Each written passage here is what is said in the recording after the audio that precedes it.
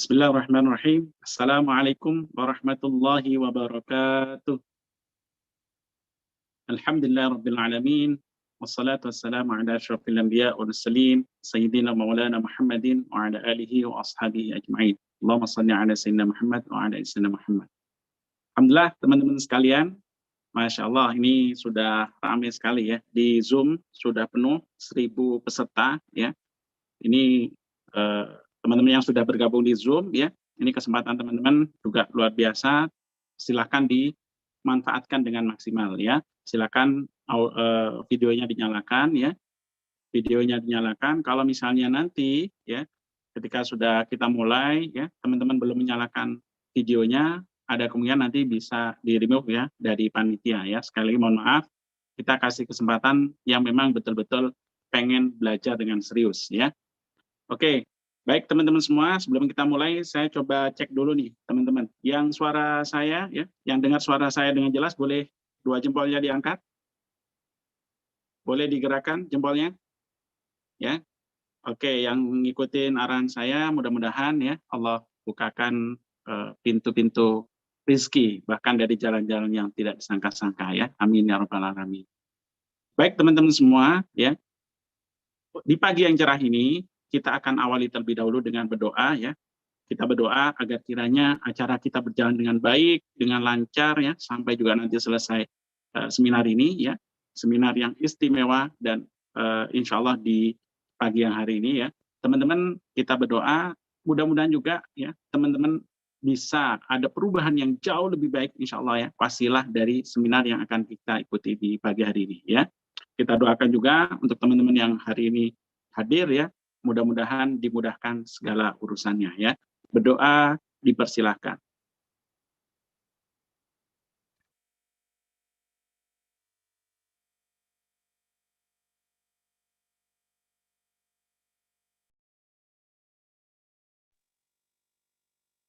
Baik teman-teman semua ya. Oke, yang sudah siap belajar ya, boleh ditunjukkan buku catatannya ya. Saya juga sini insya Allah juga belajar ya. Ini sudah siap untuk mencatat ya. Masya Allah ada Mas Tara ya, dan teman-teman yang lain yang sudah siap belajar di pagi hari ini. Ya, insya Allah kita akan belajar ya bersama Mas Ipo Santosa. Beliau adalah motivator 5 benua ya, telah diundang karena ilmu bisnisnya ke belasan negara ya. Termasuk pagi hari ini kita akan belajar seminar 7 keajaiban rezeki ya. Ini seminar yang sudah diadakan ke berbagai negara ya. Beruntung sekali teman-teman, insya Allah pagi ini akan belajar dengan beliau ya. Beliau telah menulis buku ya, sudah dicetak lebih dari 1 juta eksemplar, Masya Allah ya.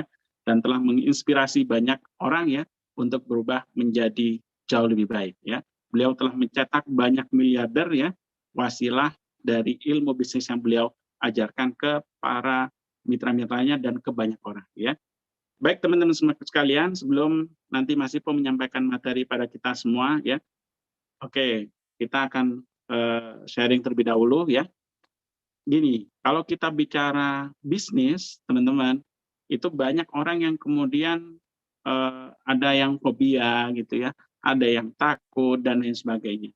Ada yang mereka juga memakai alasan, oh saya belum punya modal, saya belum istilahnya masih bekerja, saya ada kesibukan misalnya di rumah tangga dan lain sebagainya.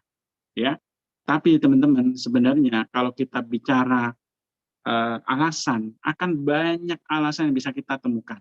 Tapi kalau misalnya kita mau terus belajar ya, bersungguh-sungguh, insya Allah bisnis itu bisa kita lakukan ya, bahkan ya dari rumah ya. Banyak mitra-mitra misalnya di saya gitu ya, itu mereka memang secara bisnis itu mereka sebagian besar waktunya di rumah, tetap mereka mengurus anak, mereka tetap dengan keluarga tercinta, tapi secara penghasilan Masya Allah ya, mereka bisa tembus omset ratusan juta dalam sebulan ya. Ada yang anaknya 5, ada yang anaknya 4 gitu ya, ada juga yang sebagian sambil bekerja tapi mereka menyisihkan waktu sungguh-sungguh dalam bisnis, sehingga dari sisi hasilnya itu luar biasa ya. Ada yang sudah bisa umroh ya, bahkan mengumrahkan juga bareng kedua orang tuanya. Sekarang lagi mempersiapkan kedua orang tuanya juga untuk haji plus dan lain sebagainya. Masya Allah. Ada juga yang akhirnya sekarang bisa punya rumah ya, beli dengan cash ya. Ada juga yang sudah memiliki kendaraan roda 4 yang nyaman buat keluarganya dan lain sebagainya. Sebagian besar yang saya lihat dari para pebisnis ya, itu yang kemudian hasilnya besar, mereka memang betul-betul mempersiapkan diri mereka ya, waktu mereka dalam bisnis yang memang sedang mereka tekuni ya. Sebagian orang mengatakan bahwa kesuksesan itu pertemuan antara kesempatan dan juga persiapan ya. Nah, teman-teman, banyak orang kemudian ketika kita bisnis itu ada yang mengkritik ya, ada yang nyindir, ada yang mengecek dan lain sebagainya. Itulah lika-liku dalam bisnis. Tapi akan ada banyak hikmah ketika misalnya kita dikritik ya, kemudian dicibir dan lain sebagainya. Sekecil apapun sebenarnya ada hikmah ya. Tapi memang tidak semua orang kemudian mereka mau introspeksi dan belajar ya. Nah, di pagi hari ini perkenankan saya kita bawa salah satu sosok muda ya yang membekali dirinya dengan zest ya, dengan semangat yang luar biasa. Sehingga dia bisa berhasil tuh menghalau sederet kritik, kemudian keraguan dari orang-orang, bahkan orang-orang yang terdekat ya, bahkan termasuk juga orang-orang yang kemudian membangun bisnis bareng dia gitu ya. Kemudian menjadi salah satu orang yang paling tajir ya, paling kaya di dunia ya. Siapakah dia? Nah, nanti kita akan lihat ya. Nah, kisahnya seperti ini teman-teman. Awal-awal merintis bisnis, dia terpaksa harus drop out ya. Drop out dari kampusnya ya. Ya, mudah ditebak. Orang-orang di sekitarnya bukan saja mengkritik teman-teman. Bahkan sebagian ada yang menentang ya, ada juga yang menantang dari keputusan ekstrim ini. Manakala bisnisnya tumbuh, teman-teman, mulai bertumbuh, berkembang ya, korporasi sekelas Yahoo saja yang waktu itu sangat-sangat tenar, sangat-sangat berjaya ya, ingin membeli bisnisnya di tahun 2006 dengan harga $1 miliar ya. Sekarang berarti sekitar 14 triliun lebih ya. Yang membuat semua orang kemudian tercengang saat itu ya. Tapi teman-teman, apa yang dia lakukan? No, ya. Dia menolak ya. Timnya sebagian protes, kemudian menganggap penolakan ini sangat konyol katanya ya. Kemudian di tahun 2010 Microsoft melalui CEO-nya saat itu ya, Steve Ballmer, menawar bisnisnya teman-teman senilai 24 miliar dolar ya. Kalau kita rupiahkan kurang lebih sekitar 350 triliun rupiah. Tapi dia tetap menolak teman-teman ya. Karena kecewa, sebagian timnya kemudian memutuskan untuk resign ya. Mereka menganggap ya beda visi gitu ya, tapi dia tetap menyandang dan dia yakin kepada visinya ya. Nah, teman-teman sekalian, dia punya zest, dia juga visinya melampaui orang-orang yang rata-rata ya. Kemudian ujung-ujungnya apa yang dia dapatkan? Visi dia terbukti ya. Bisnisnya kemudian meraksasa dengan merek yang saat ini hampir semua orang itu punya ya. Apa itu? Meta Group ya. Ada Facebook di sana, ada juga Instagram di sana dan lain sebagainya ya. Nah, anak muda itu bernama Mark Zuckerberg ya.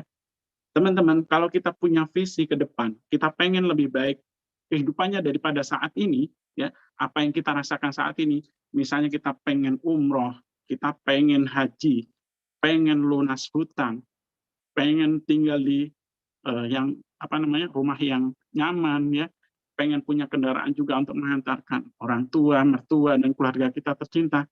Kalau kita punya impian yang besar, kita punya visi yang besar, pegang ya visi dan impian teman-teman itu dengan erat, dengan kuat ya. Kalau kita merasa hari ini belum memiliki penghasilan yang cukup untuk semua impian kita, maka kita berusaha untuk melakukan hal yang berbeda. Hal yang berbeda dibandingkan apa yang memang sudah kita lakukan selama ini ya. Misalnya dengan cara berbisnis ya, dengan cara misalnya kita nambah penghasilan lain dan seterusnya ya. Baik, sekarang sudah hadir Mas Ipul Santosa ya. Insya Allah akan menyampaikan materi yang sangat luar biasa, 7 keajaiban rezeki pada kita semua ya. Baik, silakan Mas Ipul. Kita aplaus dulu ya teman-teman. Silakan Mas Ipul. Ya. Assalamualaikum warahmatullahi wabarakatuh. Alhamdulillah, Allahumma shalli ala Muhammad wa ala Muhammad. Terima kasih banyak Gus Ahmad Teman-teman kalau mendengarkan suara saya dengan jelas, coba lambaikan tangannya boleh?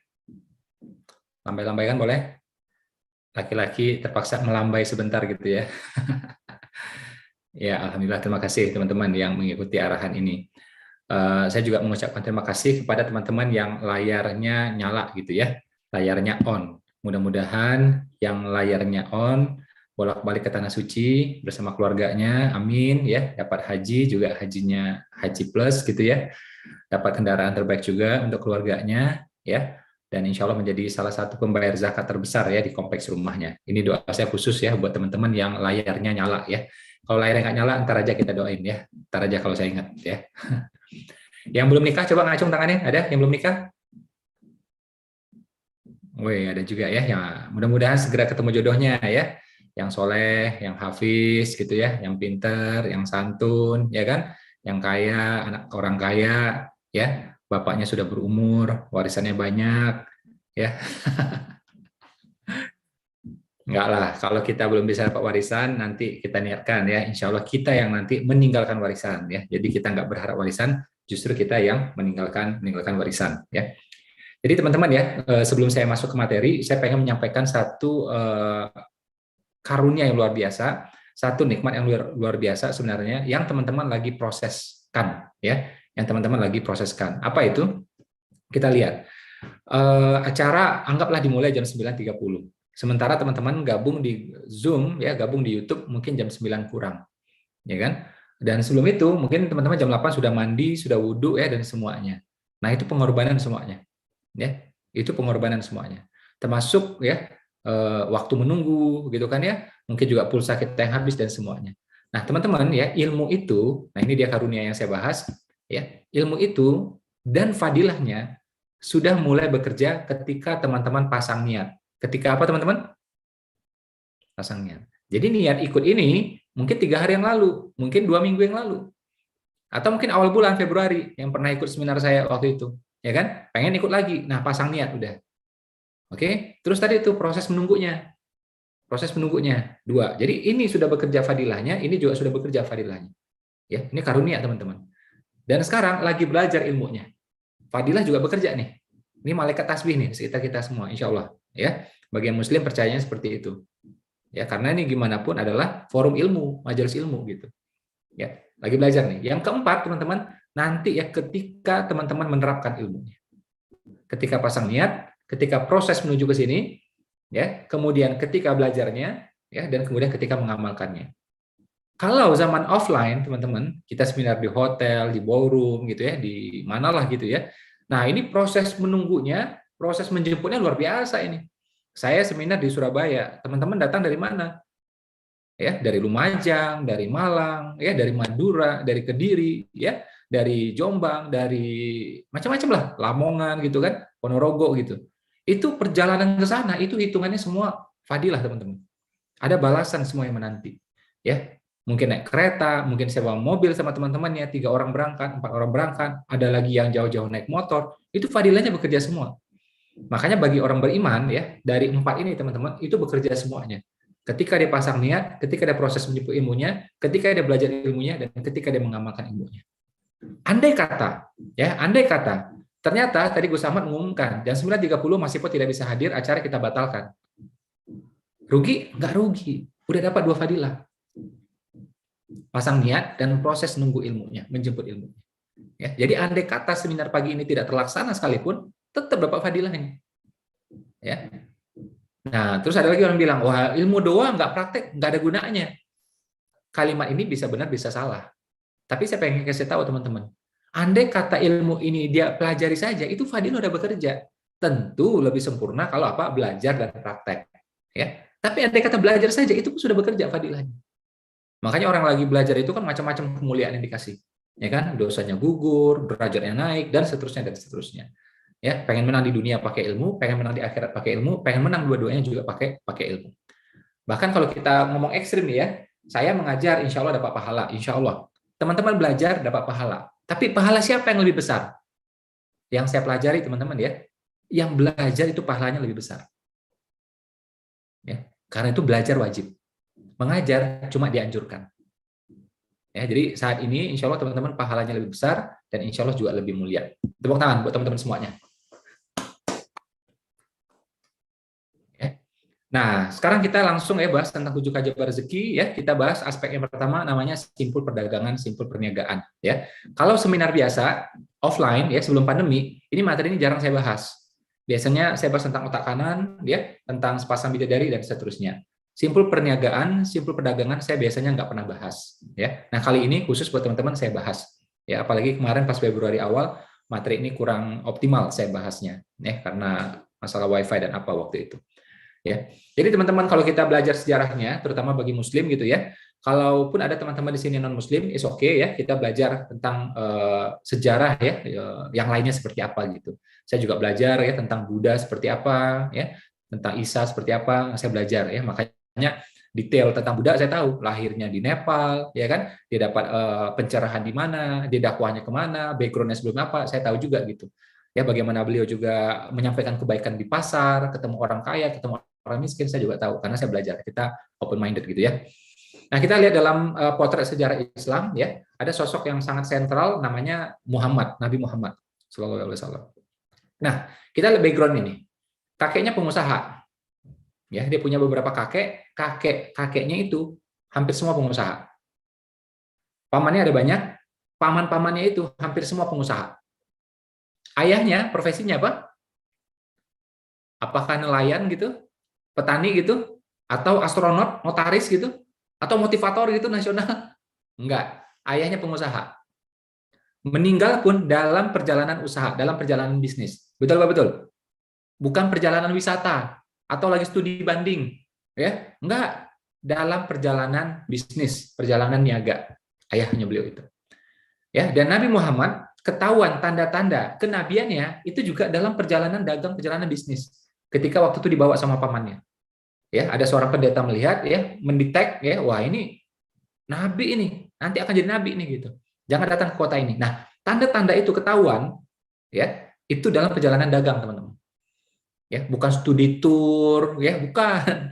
Enggak, bukan studi tour, bukan perjalanan kayak gituan atau perjalanan pramuka, enggak. Ini perjalanan bisnis semuanya. Kakek nabi, paman nabi, ayah nabi dan diri nabi juga itu identik perjalanan bisnis semuanya. Kemudian, teman-teman, kita melihat Nabi Muhammad dagang berapa tahun? Dari ikut pamannya, ya, Nabi Muhammad itu awalnya ikut pamannya, usia 17-18 tahun jalan sendiri, dagang juga, ya, kemudian usia 25 tahun dagang ya bareng sama istrinya. Ya, terus dagang sampai usia 37-38. Ya, hitungan saya dan hitungan Dr. Syafi'i Antonio, beliau dagang sekitar 25 tahun. Jadi Nabi hanya 23 tahun. Kata Dr. Syed Kutub, ya, bahkan mengatakan 28 tahun beliau jadi pengusaha. Lebih lama lagi. Yang jelas di atas 20 tahun, teman-teman. Pertanyaan saya, tolong jawab baik-baik. Mungkin nggak ada orang jujur luar biasa, gigih luar biasa, ya, mau belajar, punya mentor juga ya, berupa pamannya, oke? Jujur, gigih, dagang 20 tahun lebih, ternyata tetap miskin. Mungkin nggak kira-kira? Nggak mungkin. Ya. Jangankan Nabi. Oke? Kita aja nih ya, kita lihat aja nih teman kita, orang Jakarta, orang Depok, orang Jogja, orang Solo, orang Pekanbaru, orang Medan, orang Makassar, ya, orang Banjarmasin, orang biasa lah, kayak kita gini lah gitu. Dia jujur, gigih, berbisnis selama 20 tahun, kemungkinan besar pasti kaya. Betul Pak? Betul? Ini logika bodoh-bodoh aja nih. Apalagi dagangnya sampai ke luar negeri, sampai ke Bahrain, sampai ke Suriah, ya kan, sampai ke Yaman, ya. Kata Dr. Syafi'i Antonio itu perjalanan sekitar 15 hari minimal. Sekali dagang, sekali jalan, ya. 15 hari perjalanan. Kalau orang perjalanan 15 hari, tidak mungkin dagangannya senilai cuma 2 juta rupiah, 3 juta rupiah, nggak mungkin. Bawa keripik, jalan 2 minggu gitu, ya nggak nyucuk lah. Pasti nilainya ratusan juta atau miliar. Ya, dan beliau lakukan itu selama berapa? Lebih dari 20 tahun. Kemungkinan besar Nabi Muhammad kaya. Makanya fakta menunjukkan ya, kita buka kitab Ar-Rahiq Al-Maktum, ketika beliau nikah sama Khadijah, itu memberikan mas kawin puluhan onta. Ada yang mengatakan 100 onta. Itu tertulis di kitab Ar-Rahiq Al-Maktum, menjadi rujukan bagi ulama sedunia. Jadi berhentilah ngoceh ya, berhentilah ngomong ya, menganggap Nabi itu miskin. Ya, mohon maaf saya bilang. Tapi pernahkah Nabi miskin? Pernah. Kapan? Ketika awal-awal beliau jadi penggembala.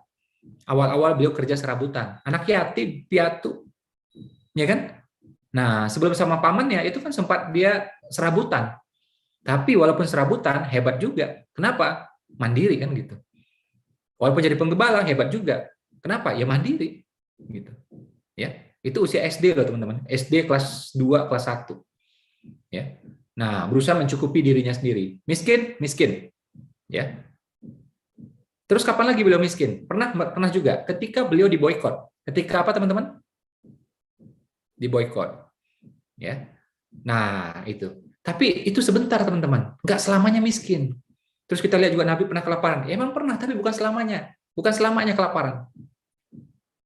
Coba bagi teman-teman yang muslim, coba jawab. Sahabat Nabi itu jumlahnya berapa? Nggak ngerti. Ini mualaf atau apa nih? Nggak paham. Makanya kita belajar masih po. Oh iya, iya, iya. Jadi sahabat Nabi itu kan jumlahnya lebih dari 100.000 teman-teman. Lebih dari berapa? Lebih dari 100.000. Jadi banyak, sahabat Nabi itu banyak, lebih dari 100.000.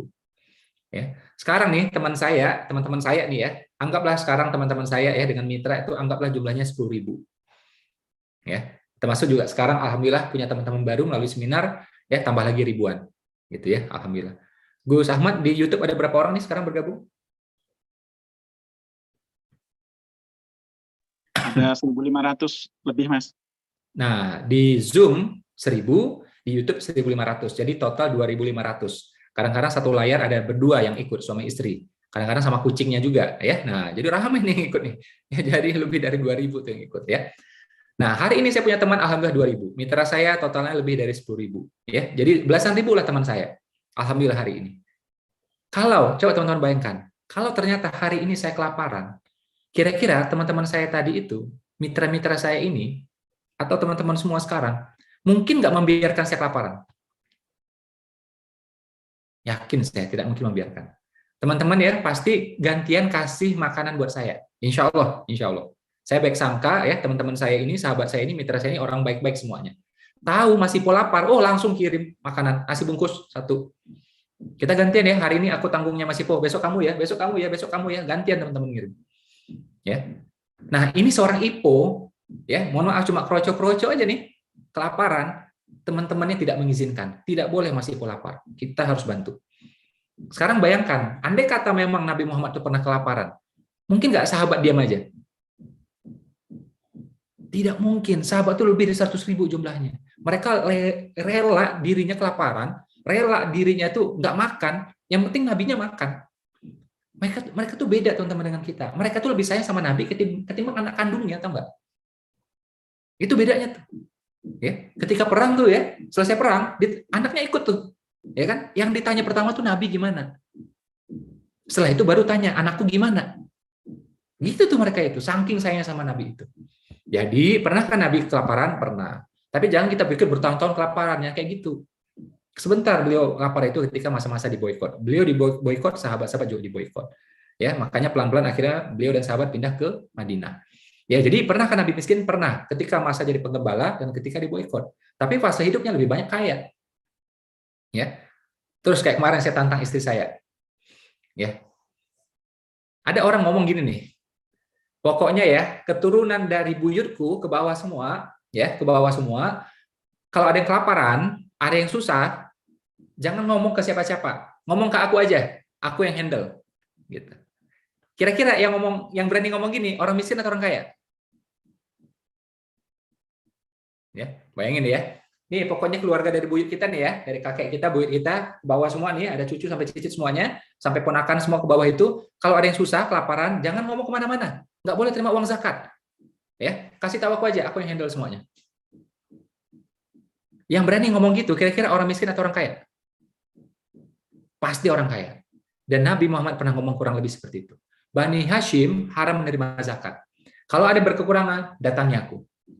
Itu Nabi ngomong seperti itu. Luar biasa duitnya, luar biasa juga ya tanggung jawabnya, moralnya. Luar biasa. Ya. Pernah juga Nabi sekali waktu ya orang meninggal nggak bayar hutang, Nabi bilang, oh aku nggak mau sholatkan. Nah itu ngetes bagi yang lain, mau bayarin nggak nih orang? Akhirnya yang lain bayarin, akhirnya Nabi sholatkan. Ini hadis yang sangat populer, kita tahu. Yang berhutang sampai-sampai Nabi tidak mau sholatkan. Ya. Tapi yang saya maknai di situ, Nabi ngetes. Tidak mungkin hanya gara-gara uang sekian dinar, Nabi nggak mau sholatkan, kan nggak mungkin.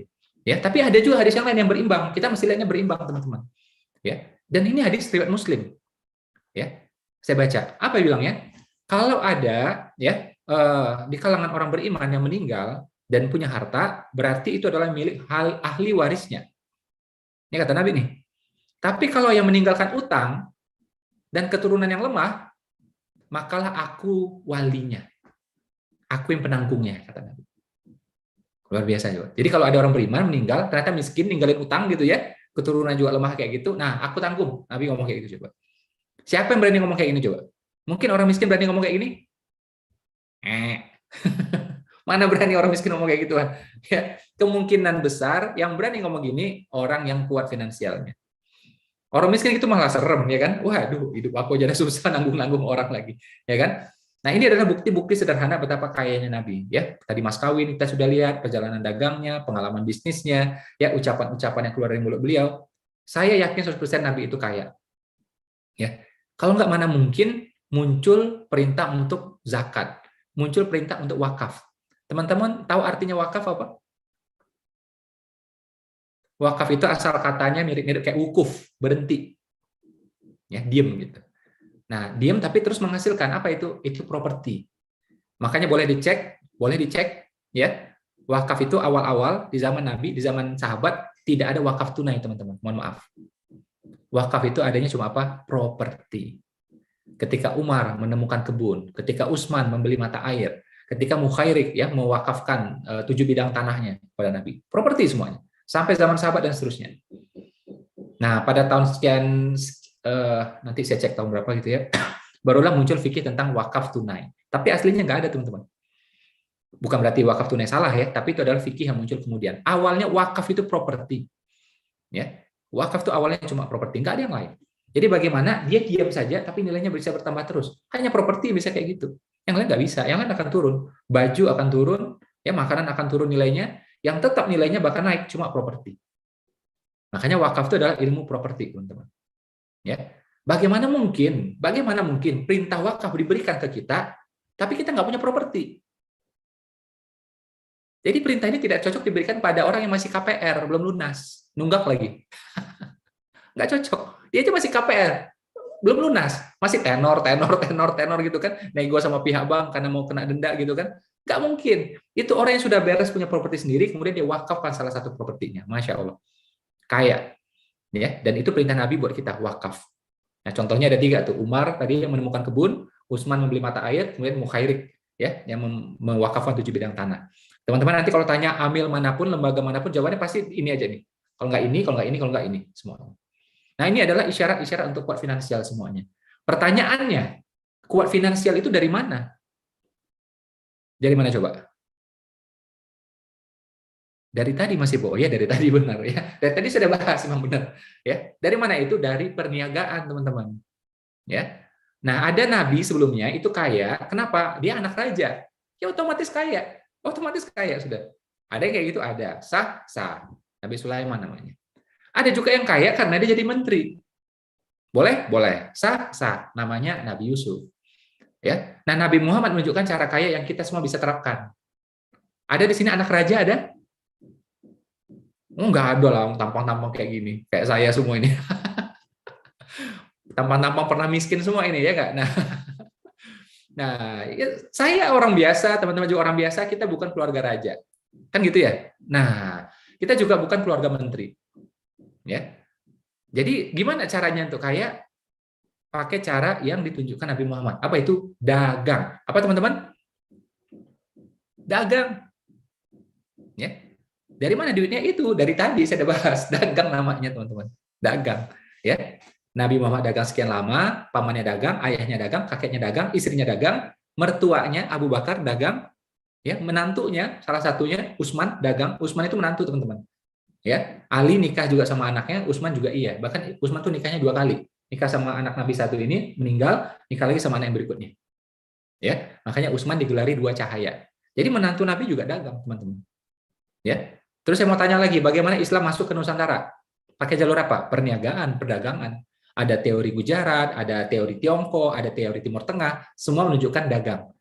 Ya, di Indonesia juga ada melalui teori Samudra Pasai, ada teori Baros di Sumatera Utara, ada teori Gresik, ya, ada teori Jawa Timur, macam-macam, tapi semuanya dagang. Ya, bukan proses penaklukan, bukan proses perang, gitu ya, bukan juga pendakwah khusus yang ini, enggak, semuanya pakai jalur dagang semuanya. Ini fakta sejarah. Jadi A sampai Z Islam itu potretnya perdagangan semua. Bahkan ada 4 mazhab terbesar di dunia, ya, dan ada satu yang paling besar. Mazhab apa itu? Imam Hanafi. Apa profesi Imam Hanafi? Dagang juga, teman-teman. Dagang juga. Ya, jadi mazhab terbesar itu Hanafi. India, Turki, Cina itu Hanafi. Nah, Syafi'i ini murid udah kesekian nih. Jadi Imam Hanafi punya murid Muhammad Asy'abani. Muhammad Asy'abani muridnya adalah Imam Syafi'i. Kita Syafi'i, Indonesia, Malaysia Syafi'i. Makanya kalau berkunjung tuh ke makamnya Imam Syafi'i di Mesir, ya, saya 2 kali ke makamnya. Itu walaupun di Mesir, walaupun itu destinasi internasional, yang datang ke sana cuma 2 negara doang, Indonesia, Malaysia biasanya. Yang lain jarang. Ya, yang lain jarang. Ya. Nah, kita lihat tadi Imam Hanafi apa profesinya? Dagang juga, teman-teman. Mazhab terbesar dagang orang. Islam masuk ke Indonesia jalur dagang juga. Wali Songo, wali pertama namanya siapa? Maulana Maghribi, juga pedagang. Dia membiayai wali-wali yang lain. Oke? Terus kita lihat juga pendiri Muhammadiyah, pendiri NU siapa? Pedagang juga. Bahkan ada organisasi yang seimbang, ya, yang setara dengan besarnya Budi Utomo. Apa itu namanya? Namanya adalah Serikat Dagang Islam. Dagang juga semuanya. Jadi Islam itu identiknya dari A sampai Z dagang semuanya, teman-teman. Ya, ada kebaikan besar di sana, ada pahala besar di sana, juga ada uang yang spektakuler jumlahnya di sana, teman-teman. Ya. Nah, sekarang teman-teman sini malah kerja, kan nggak cocok. Salah ikut seminar ini. Salah ikut seminar. Contohnya nih dagang semua, teman-teman. Nah, kalau kita bicara soal naik income, gimana caranya? Nih, boleh mau dicatat, boleh, diingat juga silahkan. Pertama, kita bisa naik income dengan cara apa? Kerja lembur. Selesai jam 5, kita nambah lagi. Ya kan? Nambahlah jam 6, jam 7, jam 8, ya, jam berapa gitu. Lembur. Ada lagi kerja part time. Kalau lembur itu di perusahaan kita sendiri, perusahaan yang kita kerja di situ gitu ya. Kalau kerja part time biasa di luar. Perusahaan yang berbeda. Ini yang kedua. Yang ketiga, jual skill. Misalnya teman-teman bisa bikin web, ya kan? Bisa bikin artikel, kemudian menjadi penulis lepas gitu ya, atau jadi penyiar radio ya. Nah, ini kerja yang sifatnya itu jual skill, yang mulai menjual dia. Kalau tadi yang pertama kedua itu masih sifatnya kerja, yang ketiga dia mulai jualan. Keempat, ada sifatnya jual nyambi, jual sambilan, ya kan? Nah, jual ciput lah, jual kerudung lah, jual sajadah ya, jual buku-buku ya kan, dan macam-macam lah, ya kan? Yang penting jangan itu aja, jangan afiliatnya judi, jangan ya, ngaku-ngaku investasi ternyata judi ya, jangan ya. Itu kemanapun apapun nggak bagus saja endingnya, jangan saya bilang. Jangan tergiur dengan uang cepat, teman-teman. Jangan tergiur. Nomor satu, pastikan dulu halal nggak, berkah nggak, manfaat nggak, gitu. Ya. Kenapa saya bedain halal dengan berkah dan manfaat? Kadang barang itu halal, teman-teman. Ada lagi yang haram, kayak judi, jelas haram sudah itu, ya kan? Nah, ada lagi barang itu halal, tapi kurang manfaat. Jangan kita menjadi orang yang jual kayak gituan. Saya nggak enak sebut namanya ya, tapi banyak barang-barang di sekitar kita itu nggak ada pun nggak apa-apa deh. Karena barang itu sebenarnya nggak manfaat. Tapi karena pinter-pinternya kita ngomong, akhirnya orang pengen beli. Kita pengen barang itu manfaat, teman-teman. Jadi pas kita lepas dari rumah kita, dikirim, jadi manfaat, jadi pahala buat kita. Kita dapat nafkah, kita dapat pahala. Nah, kita pengen barang seperti itu. Ya, jangan jual barang yang nggak ada manfaatnya. Atau kadang-kadang jual makanan juga. Makanan yang nggak ada manfaatnya. Kalau orang makan banyak, akhirnya apa? Kolesterol, asam urat.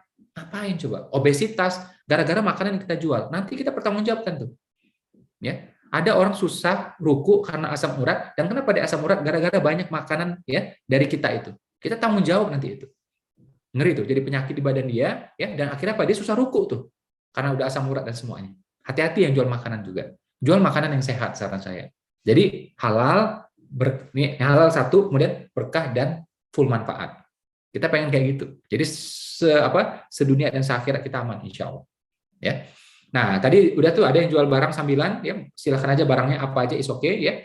Terus ada lagi yang dimensi berbeda, apa itu, dia bisnis dengan trial and error. Jadi dia mulai buka sendiri. Mungkin kafe, butik, semuanya gitu ya, atau bengkel, atau puja serat kecil-kecilan, silakan aja gitu ya. Atau catering gitu ya, dan seterusnya. Nah, ini memang bisnis yang dia buka dari nol gitu ya. Nah, ada lagi yang bisnis dengan yang tidak dari nol, teman-teman. Ya, karena dia sudah punya mentornya atau punya sistem, dia bisa mulai dari angka 6, angka 7. Nah, silakan aja teman-teman mau masuk di mana. Tapi saran saya, kita cari uangnya jangan lagi pakai cara lembur, jangan lagi pakai cara part time. Kita mulailah merintis bisnis kita sendiri, seperti yang disampaikan Gus Ahmad. Ya, jangan ngeluh lagi soal modal, teman-teman. Ya, modal tuh nggak seberapa. Kalau kita pengen, pasti bisa. Nggak ada yang nggak bisa. Sekarang saya mau tanya di sini, siapa yang punya handphone? Coba ngacung tangannya. Yang punya handphone. Yang nggak ngacung hati-hati loh, kualat loh ntar. Ntar handphonenya tiba-tiba menghilang. Nah, pasti punya handphone dong. Masa nggak punya handphone, ya kan? Pertanyaan saya, kalau misalnya handphone kita hilang, kita beli lagi nggak kira-kira? Beli lagi nggak kira-kira? Beli lagi kan? Kapan kita belinya? Tahun depan atau 3 hari kemudian? Paling ya besok, lusa, atau 3 hari kemudian kita beli itu handphone. Karena apa? Karena handphone bagi kita penting. Karena apa teman-teman? Karena handphone bagi kita penting. Makanya kita beli. Kan gitu ya? Kalau nggak penting kita nggak beli. Nah, terbukti itu handphone harga 3 juta, kita bisa beli langsung teman-teman. Karena kita anggap penting. Nah, kenapa orang nggak mulai usaha? Karena dia nggak anggap penting. Kalau dianggap penting, ya dia mulai usahanya. Kalau nggak dianggap penting, ya dia nggak mulai usahanya. Ya. Nah, jadi jangan ngomong nggak punya uang. Sebenarnya apa? Dia tidak menganggap itu penting. Kalau dianggap penting, dia akan mulai, teman-teman. Ya. Kenapa saya bahas ini di awal, teman-teman? Simpul perniagaan, simpul perdagangan, itu cara paling praktis malaikat transfer rezeki ke kita. Ya. Ada orang sudah sedekah, sudah doa, ya dapat lagi doa dari orang tuanya, tapi dia nggak dagang. Jadi tanda petik tuh malaikat mau transfer ke dia tuh repot. Mau transfer lewat siapa coba? Ya. Tapi kalau kita sudah dagang, teman-teman, artinya kita sudah punya rekeningnya. Lebih gampang ditransfer. Ya. Nah, jadi saran saya, teman-teman, daganglah. Itu adalah sebuah wasilah yang kita bentuk, kayak ibaratnya kita punya rekening, sehingga malaikat lebih gampang transfer ke kita. Dagang, saran saya. Ya. Yang sudah punya bisnis, coba ngacung tangannya, boleh? Alhamdulillah, ya. Miliki bisnisnya. Ya, miliki bisnisnya. Oke, kalaupun misalnya masih part time, kadang kita kerja, kadang kita bisnis, ya sudahlah langkah awal seperti itu. Tapi nanti targetkan ya, kita mesti bisnis sendiri. Kenapa? Kita udah tahu nih, ada hadis Nabi yang luar biasa, dan ini saya pikir ya non muslim ada kata tahu ini pasti juga takjub luar biasa. Nabi udah ngomong dari dulu bahwa 9 dari 10 pintu rezeki itu adanya di perniagaan. Dengan kata lain, 90% uang itu milik pengusaha. 90%. 10% milik siapa? Investor. Terus karyawan dapat apa? Sisa-sisa. Itu sebenarnya fakta pahit tapi benar, ya. Nah, jadi uang itu banyaknya ibaratnya gini loh teman-teman, ya. Uang itu 90% milik pengusaha. 90% teman-teman. Pengusaha jumlahnya sedikit. Jadi potensi kayanya kelihatan. Sementara kalau karyawan itu pintu rezekinya cuma kecil gitu, sedikit gitu. Yang jadi karyawan banyak, rebutan. Makanya susah kaya. Ya, ada nggak karyawan yang kaya? Ya ada juga. Tapi kalau kita bandingkan pengusaha, lebih banyak pengusaha, kan gitu. Ya, dan minimal ya, walaupun pengusaha kita sebagai pengusaha bisnis kita belum besar, tapi bisnis kita sudah menaungi minimal diri kita sendiri. Syukur-syukur nanti menaungi ya karyawan-karyawan yang lainnya. Ya saya doakan teman-teman ya yang belum punya usaha, belum punya bisnis segera punya bisnisnya. Yang sudah punya ditekuni, dibesarkan bisnisnya. Ya. Dan memang disitulah harusnya rezeki. Nah ini tentang simpul perniagaan. Ya, terus kita masuk lagi teknis nih, bisnis apa yang kira-kira bagus? Ya, pokoknya tadi patokan saya udah bilang, ya halal satu hal, terus yang kedua patokannya adalah berkah dan penuh manfaat, Jangan asal-asal jual aja. Ya, terus ada lagi patokan yang sifatnya teknis. Nah ini tips sangat berguna teman-teman ya. Ini gara-gara ini saya waktu itu diundang sama detik.com 2 kali waktu itu, ya awal-awal pandemi. Karena memang sangat teknis, sangat berguna ya sampai detik ini, bahkan setelah pandemi sekalipun. Pertama cari barangnya itu yang kecil, ringan, hemat ongkir, saran saya. Kecil, ringan, hemat ongkir. Kenapa? Biar kita bisa kirim se-Indonesia dengan mudah, dengan murah. Kita tinggal di Jogja, ya kita punya mitra mungkin nanti ya distributor kita di Balikpapan, ya kita bisa kirim ke dia tanpa khawatir ya ongkos yang tinggi, karena kita pemula, kita belum punya armada sendiri. Kita pasti ujung-ujungnya ngirim pakai Tiki, ya via JNE kan gitu ya, via Tiki, via JNE, via Valen, ya kan? Nah, kok ada via Valen? Ya. Nah, gitu tuh, kita belum punya armada sendiri. Jadi kita kirim lah. Nah, ini ongkos kirim ini jangan salah teman-teman. Itu bisa kalau kegedean bisa membunuh bisnis kita. Ya, jadi ringan, kecil, hemat ongkir, tahan lama saran saya. Ya, ringan, kecil, hemat ongkir, tahan lama. Kenapa harus tahan lama? Karena tadi tuh, misal kita kirim dari Jogja ke Balikpapan. Dari Balikpapan dia jual lagi tuh ke agent dia. Ya, mungkin kemana? Ke Berau, ke Bontang, ya, atau ke yang sekarang nih ibu kota baru misalnya gitu. Ya. Atau sebaliknya, kita punya bisnis tuh di Medan, kita bikin markisa misalnya gitu kan, jus markisa atau mungkin markisa yang sudah sedikit diawetkan ya, kita pengen kirim ke Indonesia. Harus ringan, kecil, hemat ongkir, tahan lama. Tahan lama ini penting, ya. Karena makan waktu dari Medan dikirim ke Surabaya, Surabaya kirim lagi ke Lumajang, kirim lagi ke Banyuwangi, itu makan waktu. Jadi memang harus tahan lama, teman-teman. Nah, bagi yang kuliner, saran saya bisa dibikin kering atau dibikin beku, ya, sehingga dia bisa tahan lama. Tapi kalau kita berharap fresh selalu teman-teman, pasti pasar kita terbatas secara teritori. Ya, kalau Medan doang, Bekasi doang, ya, Balikpapan doang, gitu. Nggak bisa dikirim kemana-mana, terbatas. Karena kita berharap fresh ini, ya. Tapi kan makanan fresh bagus Pak, iya biar aja orang lain yang bikin. Saran saya, kita kata pemula, saran saya itu sebelah tadi, ringan, kecil, hemat ongkir, tahan lama. Cari yang seperti itu. Ya. Karena kalau kita berharap fresh ini teman-teman, artinya apa? Kita harus jual cepat. Kita ini pemula, kita belum punya skill untuk kayak gituan. Ya. Jadi saran saya agak tahan lama. Kenapa? Kalau nggak terjual masih aman. 2 hari nggak terjual masih aman. 3 hari nggak terjual masih aman. Seminggu masih aman. Karena dia tahan lama. Cari barang memang yang secara alami dia tahan lama sekian bulan. Ya. Ini tips yang pertama. Ringan, kecil, hemat ongkir, tahan lama. Yang berikutnya biar cepat penjualannya. Siapa yang kira-kira pengen penjualannya cepat? Coba goyangkan kepalanya coba. Kayak orang India ya. Nah, kalau pengen penjualan itu cepat, ada lagi tips yang berikutnya. Apa itu teman-teman ya? Jual pada penjual. Jual pada apa teman-teman? Jadi ya namanya distributor, agent, reseller, lisensi, franchise, macam-macam namanya. Atau kemitraan, silakan aja.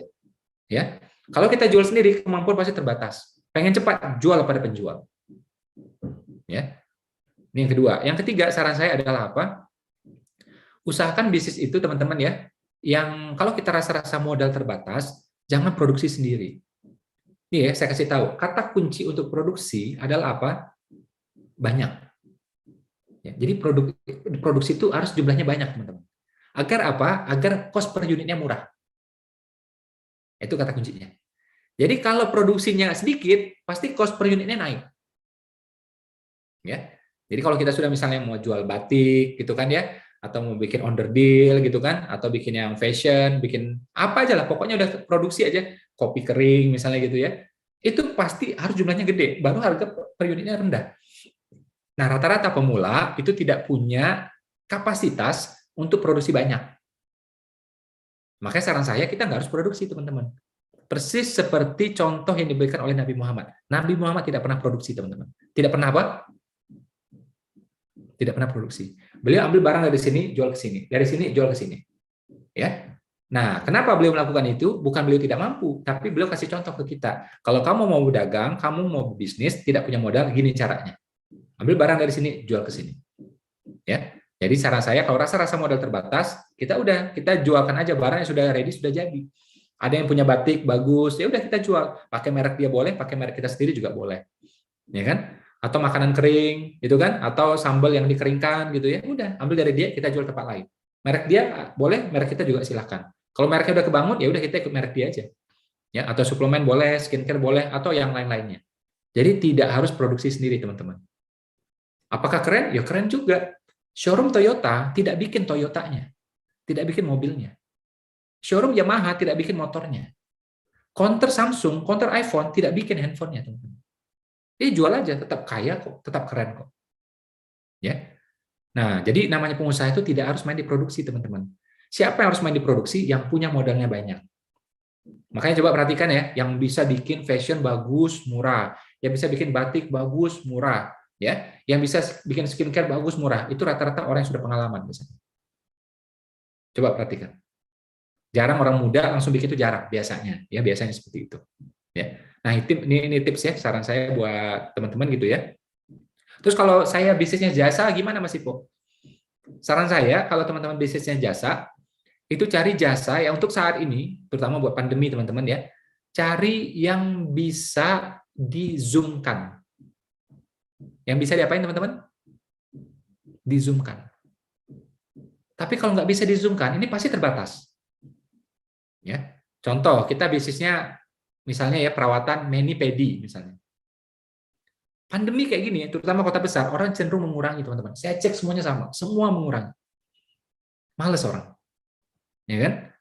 Nah, tapi salon juga sama ya, salon gitu kan bekam, cenderung mengurangi. Saya tanya teman-teman saya bekam, ya orang berkurang, gitu. Ya, walaupun ada, tetap ada, tapi berkurang pasti gitu. Dan kita kan susah bergerak, ini memang pandemi, mau gimana kan gitu. Ya. Tapi kalau bisa di-zoom-kan, itu enak teman-teman. Contohnya apa? Kursus bahasa Arab, kursus bahasa Inggris, ya kelas Zumba, kelas aerobik, gitu kan? Atau ada orang bikin training pakai Zoom, ya bikin seminar pakai Zoom. Nah ini enak teman-teman. Ya, jadi langsung pasarnya nasional, nggak masalah pandemi atau nggak pandemi. Jadi saran saya bagi teman-teman yang jasa, cari jasa yang bisa di-zoom-kan. Lah masih Pok, kita udah terlanjur buka salon nih, gimana caranya? Ya, nah agar penjualan tetap bagus, saran saya salonnya juga menjual barang, bukan jasa doang. Contoh nih, salon jual apa? Krim misalnya penyubur rambut, ya kan? Krim mempertebal rambut, mengokohkan akar rambut misalnya, ya, atau mengurangi ketombe misalnya. Nah ini kan produk yang tadi cirinya yang tadi dipenuhi. Apa tadi? Ringan, kecil, hemat ongkir, tahan lama. Nah, ini tipsnya saya rasa. Ini teman-teman ya, ini sederhana banget ya, tapi kalau diikutin nih dari awal tadi saya bilang yang ciri-ciri terpenuhi ya, kalau produksi tidak harus kita sendiri, jual juga pada penjual. Teman-teman terapkan ini teman-teman ya, itu penjualan insya Allah pasti naik. Insya Allah pasti naik. Tapi kalau ini dilanggar, nah kemungkinan besar itu akan masalah kalau kita pemula. Beda kalau kita punya uang, duitnya banyak. Ya. Nah, saya lihat di sini masih banyak muka-mukanya tuh yang duitnya agak mepet saya lihat. Ini kelihatan nih muka-mukanya nih, masih agak mepet nih duitnya nih saya lihat itu, ya kan? Nah, makanya saya ngomong apa adanya aja nih, ya kan? Kita kan pengen solusi gitu, ya kan? Ya karena itu kita belajar di sini. Ya, nah ini tentang simpul perniagaan teman-teman, ya materi kita pertama. Kedua kita masuk tentang otak kanan. Tentang apa teman-teman? Oke, sekarang tangannya stretching ke depan boleh? Ya, peregangan. Yang nurut, yang ngikut saya doakan mudah-mudahan rezekinya makin bagus ya. Mudah-mudahan rezekinya ngikut kayak saya juga atau lebih. Amin. Ke kanan boleh? Peregangan. Ya. Ke kiri boleh? Iya, alhamdulillah ya. Oke, kita lanjut teman-teman ya tentang otak kanan ya. Boleh ditanyakan slide-nya, Gus Ahmad? Jadi kita ini teman-teman dari SD sampai kuliah yang diasah itu otak kirinya, kanannya kurang. Ya. Sekali lagi saya ulang, kita ini dari SD sampai kuliah yang diasah itu otak kirinya, kanan itu kurang. Ada apa dengan kanan? Pertama, kanan itu fleksibel, mampu beradaptasi. Ya, kuliahnya teknik, tahu-tahu jadi pengusaha, bisa. Kuliahnya di IPB, tahu-tahu jadi entrepreneur, bisa. Ya, kuliahnya di bidang akuntansi, tahu-tahu buka restoran, bisa, karena fleksibel. Kalau kiri itu nggak fleksibel, kuliah teknik maunya kerja teknik, gitu. Aku dulu tamatan STM, maunya bikinnya bengkel, harus bengkel. Kalau nggak mau, repot ini. Kalau kanan tuh fleksibel, nggak harus ikut ijazah, ya, nggak harus ikut pengalaman sebelumnya. Terus apalagi kanan ini imajinatif, impiannya besar, targetnya besar. Ya, dan ternyata menurut penelitian ya, menurut jurnal psikologi yang saya baca, orang kalau punya target besar itu ternyata lebih panjang umur. Ini penelitian selama 14 tahun. Ya, jadi impian besar itu menyehatkan. Ya. Balik layar ke saya. Saya selalu mengatakan teman-teman ya, kalau kita punya impian besar, berarti kita percaya bahwa Tuhan Maha Besar. Kalau kita punya cita-cita kaya, berarti kita percaya bahwa Allah Maha Kaya.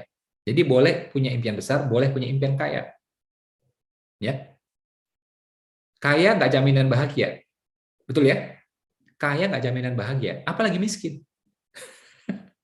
Apalagi miskin juga. Ya kan? Nah, uang tidak bisa membeli kebahagiaan, kata dia. Uang tidak bisa membeli kebahagiaan. Kalau uangnya sedikit. Kalau banyak kayaknya masih bisa itu. Contoh nih, kita punya uang banyak. Ya kan? Kita kasih ke anak yatim, ke panti asuhan. Kira-kira anak yatimnya bahagia nggak? Begitu lihat anak yatimnya bahagia, kita bahagia nggak? Insya Allah bahagia. Ya, jadi uang bisa membahagiakan teman-teman. Kalau banyak. Kalau mepet susah. Untuk pulsa aja nggak cukup, untuk makan nggak cukup. Ini susah nih membagikan, ya kan? Ada tuh masjid mau roboh, musola mau roboh, ya, karena kurang dana, kurang budget. Kita bantu tuh, akhirnya nggak jadi roboh. Renovasi. Menjelang Ramadan udah cakep, ya. Jemaah di sana pada happy semua, pada bahagia semua, terharu sampai nangis. Mereka bahagia. Kita yang lihat, kira-kira bahagia nggak? Bahagia. Kalau kita punya hati pasti bahagia. Ya, jadi ternyata uang itu bisa membeli kebahagiaan. Yang penting uangnya banyak.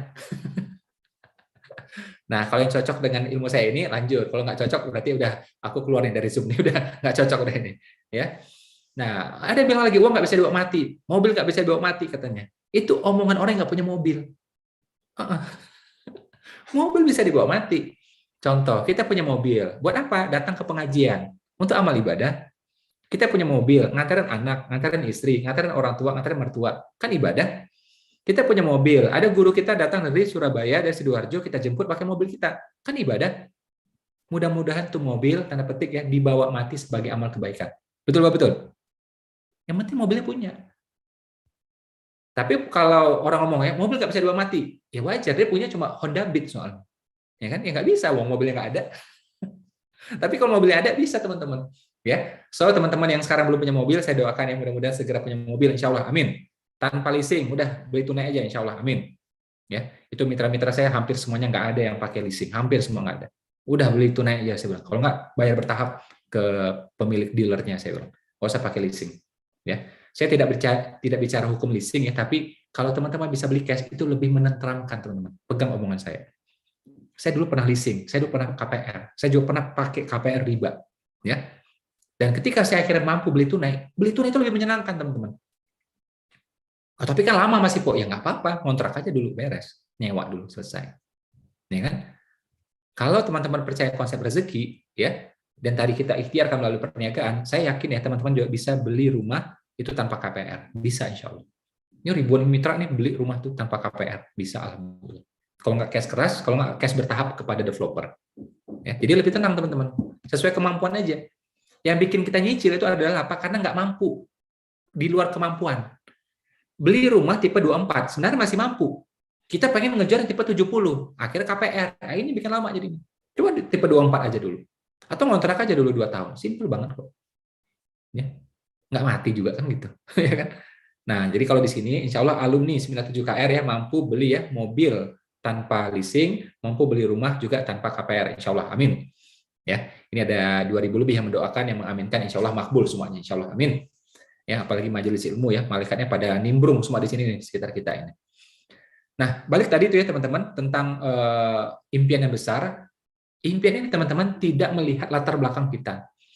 Jadi jangan berpikir, oh saya PNS Pak, saya ibu rumah tangga Pak. Ya kenapa misalnya kalau ibu rumah tangga? Kan ibu rumah tangga bukan ular tangga, ya kan? Ular tangga baru aneh gitu kan. Nah, nggak masalah mau PNS ibu rumah tangga, ya kan, yang nggak tamat S1, nggak ada urusan sama sekali. Dan contoh kayak gini banyak di sekitar kita. Ya. Dulu teman-teman ya, itu ya mitra-mitra saya banyak yang nggak percaya ya. Dia pikir Mas Iponi udah pintar dari dulu gitu. Sampai sekali waktu pas acara pembinaan sama mereka, saya tunjukin, saya scan itu ya IPK saya scan itu apa tuh nilai-nilai dari mata kuliah saya scan juga apa rapor saya. Mereka kaget, dapat merah banyak ternyata rapor saya itu, ya kan? Pas cek lagi IPK saya terakhir itu 2, sekian aja. Dapat D-nya banyak, ada 4, dapat 4 atau 5 saya itu. Saya tunjukin tuh, baru percaya mereka. Jadi saya juga nggak pintar secara akademis, ya kan?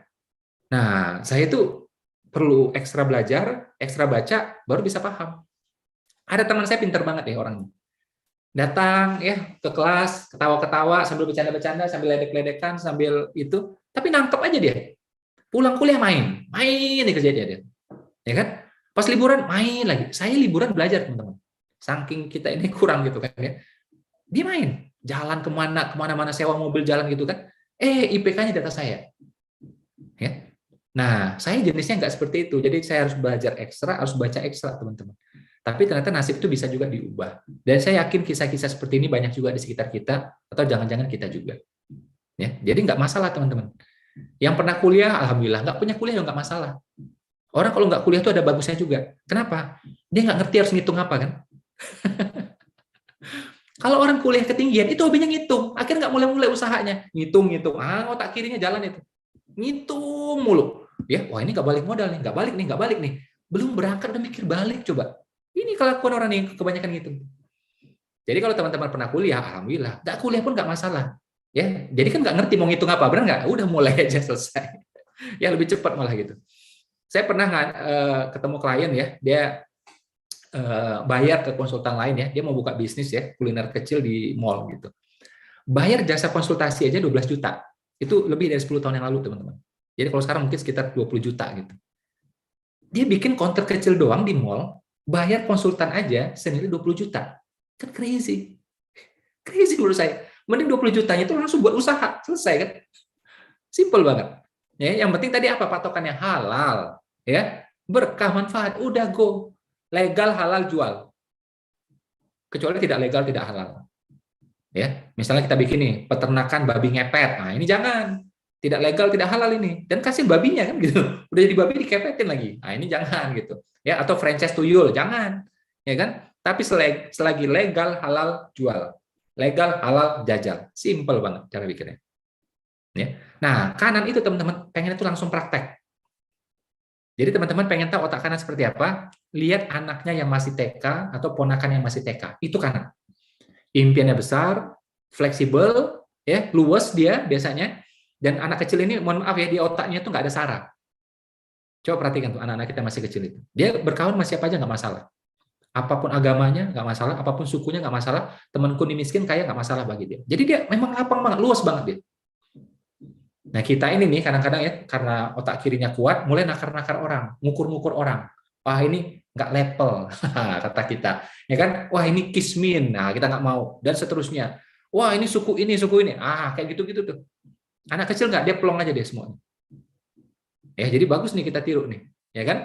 Dia fleksibel, ya kan? Terus juga impiannya besar. Coba tanya anak kecil, impiannya besar semua. Ya, dan aneh-aneh tuh impiannya. Kayak anak saya tuh nomor 2 pengen apa? Pengen punya lumba-lumba. Peternakan lumba-lumba. Oh bingung saya. Kok tiba-tiba lumba-lumba gitu? Nggak bisa saya kasih jawabannya gitu. Ya kan? Nah, pengen bikin sekolah kata dia. Macam-macam. Pengen macam-macam lah gitu. Ada lagi yang pengen apa? Jadi astronot kata dia. Ngapain ke bulan? Wah, ibunya cuma mikir datang bulan. Ya kan? Nah, bapaknya cuma mikir gaji dari bulan ke bulan. Anaknya pengen ke bulan coba. Jadi anak kita tuh, ponakan kita tuh yang masih TK, itu impiannya besar. Itu kanan itu teman-teman. Terus apalagi dia fleksibel, mampu beradaptasi.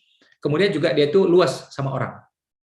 Luas, dia nggak ada konsep sara di kepalanya, itu nggak ada. Sampailah nanti orang tuanya atau pendidikannya mengajarkan dia. Nah jadi kanan di sini maksud saya adalah apa? Orang yang dominan otak kanannya. Dan itu otak pengusaha teman-teman. Kebanyakan itu nggak jalan-jalan. Ada lagi hobinya nanya. Dipikir kita counter informasi ya Pak? Ya kan? Nanya mulu dia. Ya kan? Malu bertanya sesat di jalan. Banyak nanya, nggak jalan-jalan. Ya kan? Ini modal dari mana, Pak? Ini skillnya gimana, Pak? Terus barangnya gimana, Pak? Ya, terus nanti kalau nggak laku gimana, Pak? Nanya terus coba. Orang udah cetak profit berkali-kali, dia masih nanya terus. Nah, ini orang yang mentalnya counter informasi. Hobinya nanya. Akhirnya Pak, wawasan nambah, saldo nggak nambah-nambah. Namanya banyak bertanya kan ya dapat wawasan kan? Ya itu, wawasan nambah, saldo nggak nambah. Kan cilaka nih kayak gini. Ya. Dan ingat teman-teman ya, saya mau kasih tahu ke teman-teman apa itu. Ini penting banget ya. Kalau seminar sebelumnya saya nggak bahas, kali ini saya bahas. Namanya apa? Manajemen setan. Manajemen apa teman-teman? Kita mesti hati-hati sama setan dan manajemen setan. Ya. Setan itu ada. Selalu ngejar kita, selalu ngejar kita. Selalu ngikuti kita, selalu ngikuti kita. Itu setan. Makanya kita harus hati-hati. Ya. Kalau ada orang jahat ngikuti kita harus hati-hati teman-teman. Apalagi setan, musuh abadi kita, musuh yang sangat nyata, ya kan? Lebih ekstra hati-hati kita. Mesti tahu juga pergerakan dia, mesti tahu manajemen setannya seperti apa. Setan itu tidak pengen kita sukses besar, betul Pak? Betul. Apa itu sukses besar? Kita sampai di pintu surga, nah itu sukses besar. Setan nggak mau, betul? Dia lakukan apapun, pokoknya kita tidak sampai di pintu surga itu. Ya, dia lakukan apapun. Dari cara halus, cara kasar, dari depan, dari belakang, dari kiri, dari kanan, pokoknya dari segala arah. kita nggak nyampe ke surga. Karena itu sukses besar. Tapi jangan salah teman-teman, ini belum selesai ini. Kita sukses kecil pun teman-teman, itu setan nggak mau. Ya, sukses kecil pun kita nggak mau. Dia nggak mau. Contoh apa? Kita mulai punya usaha nih. Usaha kita berkembang. Kita mulai nabung umroh.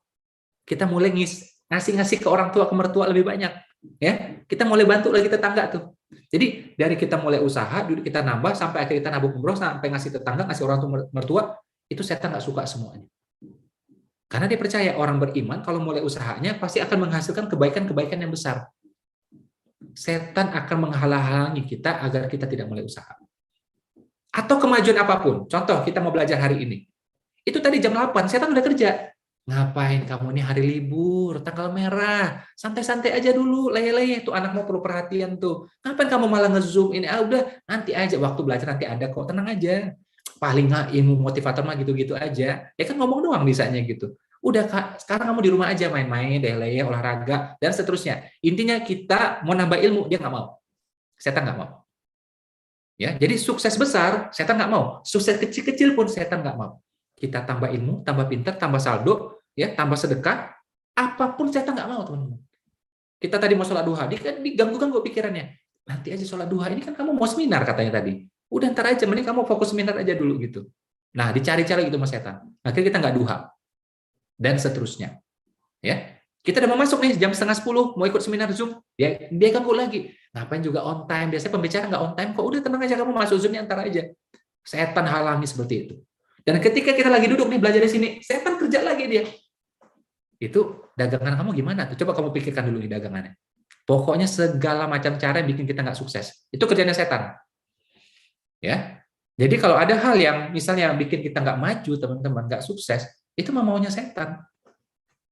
Ya. Nah, kita jangan mau masuk dalam perangkapnya dia. Jadi satu-satunya penipuan yang saya izinkan, yang saya anjurkan buat teman-teman adalah apa? Nipu kan nggak boleh tuh. Tapi ada nipu yang saya izinkan. Apa itu? Nipu setan. Kita bilang, iya deh. Tahu kita nggak ikutin gitu kan. Nah, kamu gak usah ikut seminar. Oke deh. Tahu kita ikut seminar gitu. Nah, itu. Penipuan yang saya izinkan. Nipu setan. Nggak apa-apa. Ya. Jadi kita pengen maju teman-teman. Kita mulai usaha ya. Kalau kita punya background pengalaman bisnis, alhamdulillah. Pernah kuliah bisnis, alhamdulillah. Tapi kalau nggak pun nggak masalah. Pakai otak kanan, fleksibel. Ya, kan nggak harus urut. Kalau kiri maunya urut-urut. Kuliahnya pertanian, kerja mesti pertanian. Kuliah teknik, mesti kerjanya teknik. Gitu. Ya. Aku kuliahnya F&B, baru nanti bisnisnya juga F&B. Nah, itu kiri tuh. Ya. Kalau kanan tidak harus urut. Karena satu-satunya profesi yang harus urut adalah tukang urut. Ya. Nah, satu-satunya profesi yang harus urut adalah tukang urut. Saya nggak punya pengalaman, Pak. Nggak masalah. Saya nggak punya garis tangan, Pak. Garisnya apa? Emang tahu dari mana garis tangan, coba. Ya. Saya nggak ada faktor keturunan, Pak, kata dia. Kalau kita ngomong faktor keturunan, teman-teman, kita semua jadi pelaut. Jadi pelaut. Karena katanya gitu, nenek moyangku seorang pelaut, katanya. Jadi kita semua jadi pelaut ini. Jadi tidak harus juga ada namanya faktor keturunan. Kalau bapak kita pengusaha, yuk alhamdulillah. Kalau nggak pun nggak masalah. Aku yang menjadi pengusaha pertama di keluargaku. Selesai. Kalau aku dapat warisan, alhamdulillah. Nggak dapat warisan, aku yang akan memberikan warisan besar-besar buat keluargaku. Selesai. Ya, selama ini detik.com ya selalu memberitakan tentang miliarder-miliarder gitu. Di keluargaku belum ada miliarder. Aku yang insya Allah jadi miliarder pertama di keluargaku. Beres. Simple banget. Ya. Nah, saya tuh cara pikirnya gitu aja teman-teman.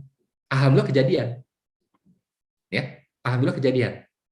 Ya, alhamdulillah mulai usahanya berkembang ya, bahkan membantu ribuan orang jadi pengusaha alhamdulillah. Ya. Dan kalau ada waktu kosong kayak gini, saya bikin seminar ya, free buat teman-teman. Itu sejak pandemi ya saya komit. Saya pernah cuma bikin seminar berbayar cuma 1 kali, itu pun juga buat sedekah uangnya.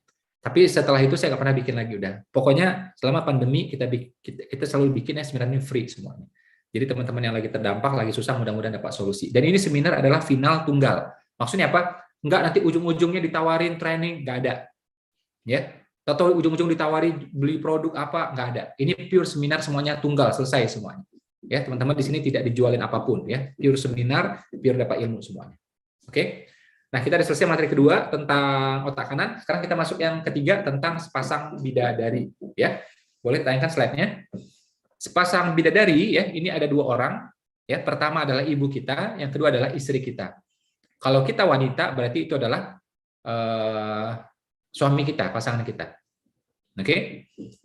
Jadi ada penelitian ya teman-teman dari Grant Study, nama orang ini namanya Grant, ya Grant gitu ya. Penelitiannya namanya Grant Study dari Harvard University, ya, dan penelitian ini berjalan selama puluhan tahun. Hasilnya adalah apa? Ternyata anak yang dekat sama ibunya itu cenderung lebih sukses karirnya. Ya, layarnya balik ke saya. Itu tadi foto covernya Forrest Gump. Kisahnya fiktif, teman-teman, tapi pesannya benar. Dengan kasih sayang ibunya yang luar biasa, anak yang lemah mental ini, lemah fisik ini akhirnya menjadi orang yang sukses luar biasa. Termasuk juga kisah Malin Kundang. Kita tahu seperti apa. Anak yang durhaka akhirnya apa? Yaitu jadi batu. Kalau zaman sekarang, apa pesannya itu? Ya, kalau kita durhaka, rezeki kita membatu, teman-teman. Susah. Ya. Kalau punya orang tua, jangan dianggap beban. Bersyukur ada orang tua. Bersyukur bisa transfer. Bersyukur bisa transfer banyak. Bersyukur bisa bangunin rumah buat orang tua. Tapi orang tua saya kayaknya manfaatin saya, Pak. Yo, bagus itu. Bagus itu. Ya, keluarga besar juga kayaknya manfaatin saya, Pak. Bagus itu. Hidup itu tujuan kita apa? Menjadi manusia yang bermanfaat. Benar nggak? Kita dimanfaatin orang. Berarti dia membantu kita mencapai tujuan hidup kita. Keren itu. Ya. Kita nganggap nggak enak itu karena kita itu merasa dimanfaatin itu kan gitu. Ya. Jadi kalau misalnya kita punya keluarga besar, kita bantu abang kita, adik kita, atau sepupu kita, ya bersyukur itu, bagus itu. Ya. Bangun rumah, Pak, buat orang tua. Masa aku sendiri, Pak? Padahal kita bersaudara berlima, Pak. Bagus itu. Pasti rezekimu paling bagus jadi. Tenang aja. Ya.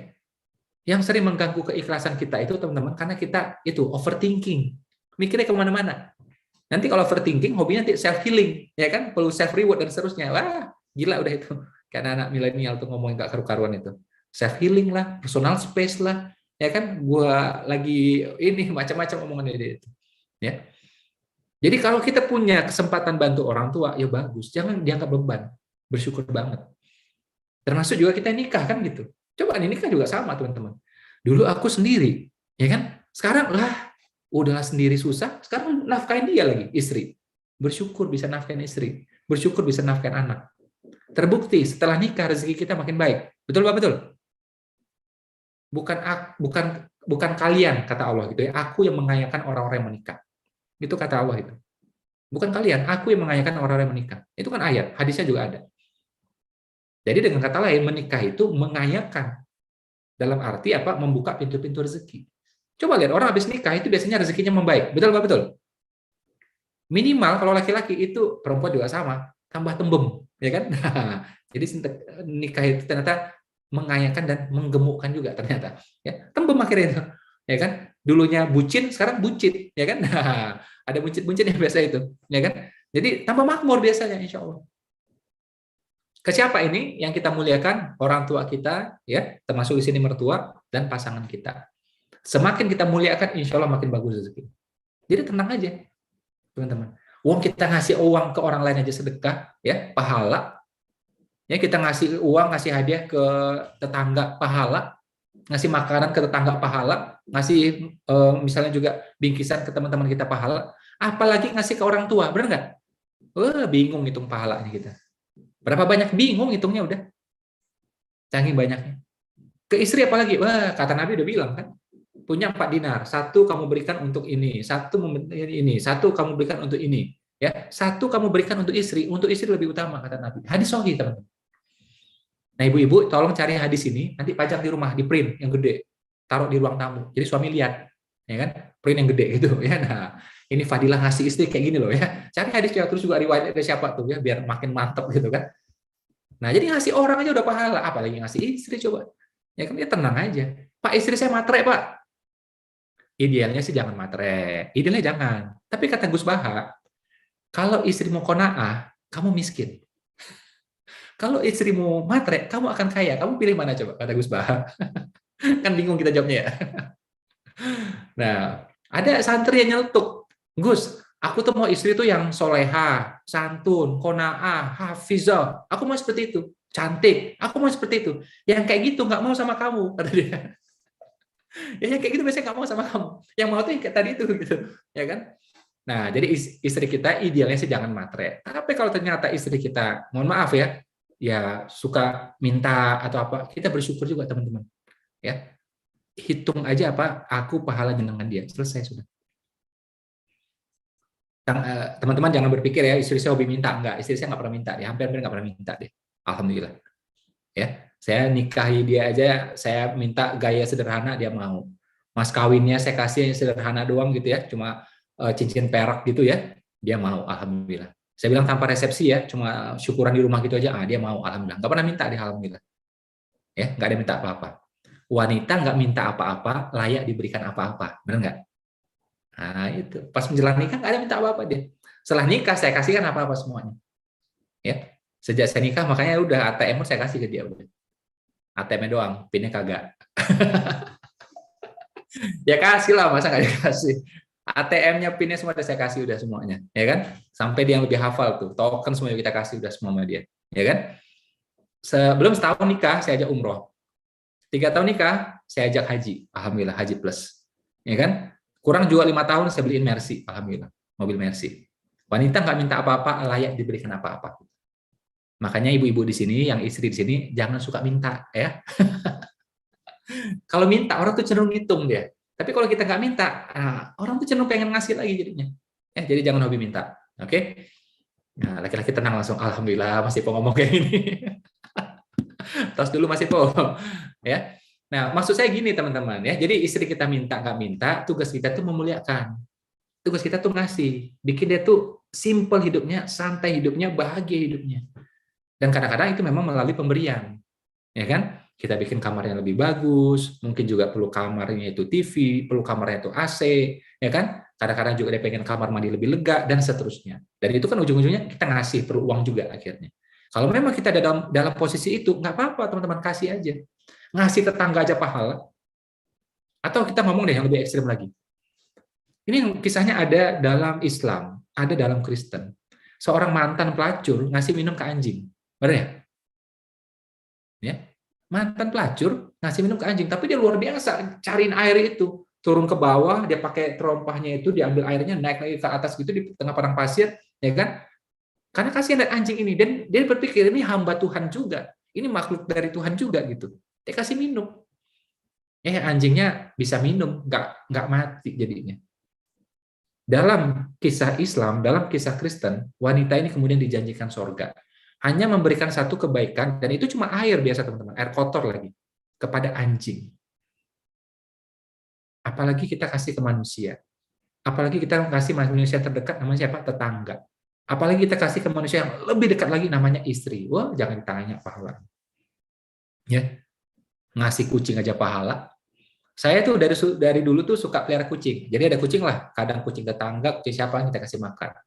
Nah, makin ke sini ada lagi kucing yang kita pelihara gitu, ya kan? Ya senang aja, dan saya pikir itu memang sedekah gitu kan. Kemudian saya pelajari lagi ternyata teman-teman. Ternyata nanti di padang mahsyar gitu ya, ketika kita mau nyebrang itu ya di sirat itu, ya kan? Itu hewan-hewan yang pernah kita pelihara ya, itu akan dimunculkan kembali sebelum dia jadi tanah ya. Dan sepanjang kita jalan di sirat itu, dia berharap ya agar kita selamat di sirat itu. Karena dulu dia pernah dapat jasa dari kita. Kita kasih makan, kita kasih minum. Sejak mikirin ini hadis, teman-teman, itu saya ngasih makanan, ngasih minuman ke kucing lebih serius lagi. Dulu serius, sekarang lebih serius. Itu cuma kucing, teman-teman. Ya, apalagi tetangga kita, apalagi keluarga kita, apalagi istri kita. Ya, jadi ternyata teman-teman, ini rahasianya. Ternyata kunci rezeki itu, pintu rezeki itu nggak jauh, teman-teman. Pintu itu dekat. Di mana itu? Di rumah kita, teman-teman. Pasangan kita, orang tua kita, mertua kita. Itu pintu rezeki, itu pintu kebahagiaan. Dan itu juga pintu sorga, insya Allah. Kurang apa lagi coba? Ya, kurang apa lagi coba? Pintu rezeki, pintu bahagia, pintu sorga. Ternyata itu berdekatan semua. Satu jalan semuanya. Nggak kayak gini nih, nggak kayak gini nih. Pintu rezeki di sini, pintu bahagia di sini. Nggak kayak gitu, teman-teman. Pintu rezeki di sini, pintu bahagia juga di sini. Pintu sorga juga di sini, teman-teman. Kurang mantap apa coba? Ya. Ada orang merantau demi cari rezeki, bagus. Ada yang ngantor demi cari rezeki, ada yang ke ruko demi cari rezeki, bagus. Tapi jangan lupakan pintu rezeki yang paling dekat sama kita. Pasangan kita, orang tua kita, mertua kita. Yang punya mertua, coba ngacung tangannya, yang punya mertua. Ngacung tinggi-tinggi, dua tangan. Nah, ini muka-muka stres nih, dimarahin mertua biasanya. Ya. Punya mertua juga bersyukur, alhamdulillah. Tidak ada doa ya teman-teman yang bisa setara dengan orang tua kita kecuali mertua kita. Kita punya ustadz, punya syekh, punya kiai, mendoakan kita, alhamdulillah doa juga makbul. Tapi yang lebih makbul lagi siapa? Yang paling makbul siapa? Orang tua kita terhadap kita. Itu tidak ada tanding, teman-teman. Dan yang bisa menyerupai itu, yang mirip-mirip dengan itu, ya, levelnya di bawah sedikit, siapa itu? Mertua kita, teman-teman. Bersyukur punya mertua. Mertua saya cerewet, Pak, bagus itu pahala semua itu. Kalau cerewet sehat biasa itu mertua. Ya kan? Kalau dia cerewet itu sehat gitu, bisa tersalurkan tuh apa maunya dia itu. Ya kan? Nah, udah bersyukur aja. Mertua saya sukanya minta, Pak, kasih, nggak apa-apa. Alhamdulillah, dimintain malah senang gitu. Ya. Ini jangan berpikir mertua saya hobi minta ya, nggak ada loh. Mertua saya itu dari awal nikah sampai sekarang ya udah belasan tahun, mertua saya nggak pernah minta sama saya. Ya. Tapi kalau teman-teman nih punya mertua suka minta, alhamdulillah bersyukur. Ya. Coba pikirkan satu itu aja coba. Tidak ada orang gitu ya teman-teman yang doanya bisa menyetarai, hampir menyetarai orang tua kita. Tidak ada kecuali mertua kita. Mau cari di mana kayak gini ya? Ya. Kita ketemu ustadz, kiai sampai cium tangan, ya alhamdulillah, takzim bagus. Tapi sama mertua harusnya lebih utama. Harusnya lebih utama. Ya. Makanya kalau pengen bahagia, jangan pernah ribut sama mertua, saya bilang. Kacau hidup ntar. Ya, jangan pernah ribut sama mertua. Mertua itu apa? Coba bayangkan ya teman-teman di sini, ternyata di akhir acara saya kasih door prize. Semua peserta seminar saya kasih handphone Samsung S22 misalnya. Teman-teman bahagia luar biasa, terima kasih sama saya. Sampai mati nggak bakal lupa. Dikasih cuma apa? Samsung S22. Ya, tapi kan mahal masih harganya 20-an juta itu. Iya. Mertua udah ngasih apa ke kita coba? Ngasih anaknya atau enggak? Ngasih anaknya. Dibikin pinter, dibikin sehat, dibikin menarik, dibikin matang, dewasa. Udah matang, dewasa dikasih ke kita coba. Itu mertua ngasihnya ke kita. Mau balas pakai apa coba? Gak bisa dibalas ya. Makanya kalau bisa memberi gitu, ya bagus banget sudah. Memberi lebih bagus banget. Lebih daripada saudara yang lain, daripada menantu yang lain, bagus sudah. Alhamdulillah udah itu. Udah paling benar udah itu. Jangan pernah merasa itu beban. Kalau dianggap beban jadinya berat. Tapi kalau kita anggap itu sebagai potensi rezeki, potensi keberkahan, kita semangat jadinya. Enak. Sama nih, kita kedatangan tamu, teman-teman. Ini cara pandang kita menentukan potensi rezeki kita. Lihat tamu, tamu lagi. Tamu lagi. Harus masak-masak lah, harus inilah. Ya kan? Ya udah jadi beban beneran. Berkahnya berkurang. Tapi kalau datang tamu, ya atau di WA, aku mau datang nih. Oke, siap. Datang. Jam 11 ya, datang ya. Nah, misalnya. Kenapa? Kita menganggap ini potensi rezeki dan potensi keberkahan. Masak-masak nggak masalah. GoFood pun nggak masalah. Ya kan? Tamunya lama sampai akhirnya makan siang di rumah kita, ya nggak masalah. Kita anggap ini potensi rezeki, potensi keberkahan. Nah, jadi beda teman-teman. Tamu tadi kita pandang sebagai beban, tamu kita pandang sebagai potensi keberkahan. Beda spiritnya. Happy-nya kita juga beda. Begitu juga kalau teman-teman punya mertua dan seterusnya. Ya. Nah, ini juga kita masuk nanti materi yang berikutnya, apa itu? Tentang lapang hati, ya, lapang hati, lapang rezeki. Ya, jadi cukup untuk pagi ini ada 4 teman-teman ya. Pertama tadi tentang simpul perniagaan, ya. Saya udah bahas juga detail-detail tadi bisnisnya seperti apa. Ya, cari bisnis yang ringan, kecil, hemat ongkir, tahan lama. Syukur-syukur ada mentornya, ya. Nabi Muhammad juga punya mentor yaitu pamannya. Terus juga bisnis itu tidak harus produksi sendiri, ya kan? Terus juga teknik yang namanya kita jual pada penjual. Kemudian tadi kita masuk lagi tentang otak kanan, ya, tidak harus urut teman-teman, kita bisa mulai dari mana saja, yang penting legal halal jual, gitu ya. Terus juga impiannya besar, walaupun sekarang kita susah, apapun masalah, is okay ya, impian tetap besar, ya, otak kanan. Kemudian kita tadi masuk tentang sepasang bidadari, ya, pastikan orang tua ridho sama kita, mertua ridho sama kita, pasangan ridho sama kita, makin kencang ridho sama kita, makin bagus rezeki kita, insya Allah. Ya. Keempat tentang lapang hati, ya. Nah, ini udah 4 kita udah bahas ya. Kapan-kapan kita sambung lagi yang materi berikutnya, atau teman-teman bisa baca di bukunya ya. Tidak harus beli bukunya, pinjam juga is okay ya. Yang penting teman-teman dapat ilmunya. Mungkin itu dari saya teman-teman semua. Terima kasih banyak ya. Mohon doanya buat saya, buat panitia dan seluruh peserta yang mudah-mudahan sehat-sehat semuanya, lancar rezekinya ya, barokah ya, selamat dunia dan akhirat. Itu saja, terima kasih banyak. Assalamualaikum warahmatullahi wabarakatuh. Waalaikumsalam warahmatullahi wabarakatuh. Terima kasih banyak Mas Ipo. Mudah-mudahan selalu sehat Mas Ipo beserta keluarga ya. Terima kasih juga untuk teman-teman yang hadir semua ya. Mudah-mudahan diberikan keberkahan dan kelancaran rezeki semua. Kita ucapkan terima kasih ya teman-teman ke Mas Ipo Santosa. Silakan. Makasih semuanya ya. Makasih. Makasih Mas Ipo. Makasih semuanya.